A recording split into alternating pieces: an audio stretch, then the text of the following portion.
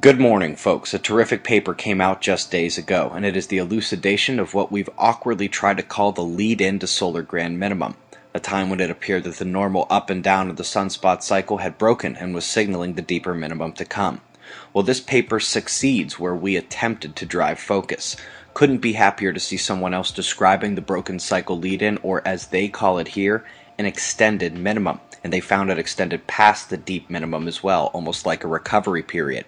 This is, of course, most relevant because from Chowdhury 2013 one could infer that the next grand minimum is between 20 and 50 years away, and that our current pitiful solar maximum is the beginning of the lead-in, or extended grand minimum. Folks, the SDO 4500, known lately for its anomalies, and we've got another one. Forget the streak damage to the north. Look at this bullseye concentric lens anomaly on the satellite. It doesn't move with the sun, so it's on the satellite camera itself.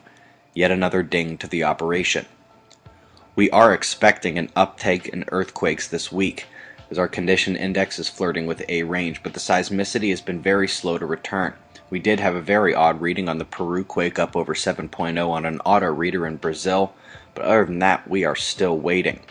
As the solar flaring has picked back up and the Earth was dinged by a CME and coronal hole stream, the Uyen system ramped in a big way. We now have two storms matching candidate number 9, Christina south of Mexico, heading west luckily and sparing the coastline or highest winds, and we have another in the North Indian Ocean. I have no idea if anyone in the Middle East is watching this, but if you are, this system will also swing west, and it's coming right at the big red X.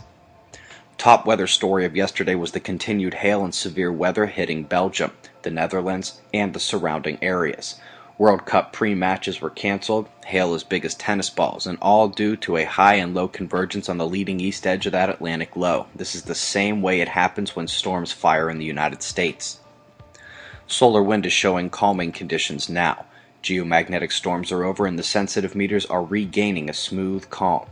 Solar flaring making slow strides, but without major flaring. The northern spots depart with beta class, meanwhile the southern twins maintain beta gamma delta. However, they are mature and may be on the verge of decay. In fact, our focus now turns to the incoming limb. 3 large umbras connected by their penumbras, and the magnetogram suggests they may not all be of the same polarity. In fact, the larger C flares we are already seeing this morning are coming out of the new group rather than the departing regions. Between them and what's coming on the north, we'll have eyes on the sunspots again soon.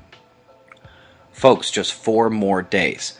The first stop of the Mobile Observatory project will be with the Miami Valley Astronomical Society. Their Apollo Rendezvous event is at the Boonshoff Museum of Discovery in Dayton. It'll be a terrific event.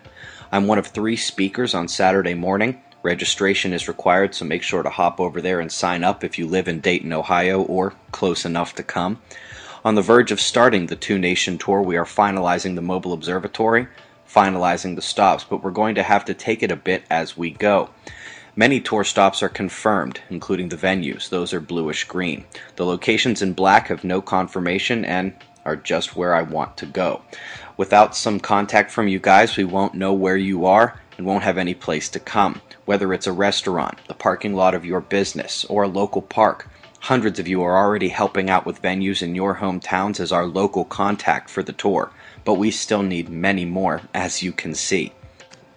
I've got the precipitable water lay pulled up for you guys as we go around the world, followed by current conditions and the shots of our star to close. Eyes open. No fear, it's 6:40 a.m. Eastern Time, and that's the news. Be safe, everyone.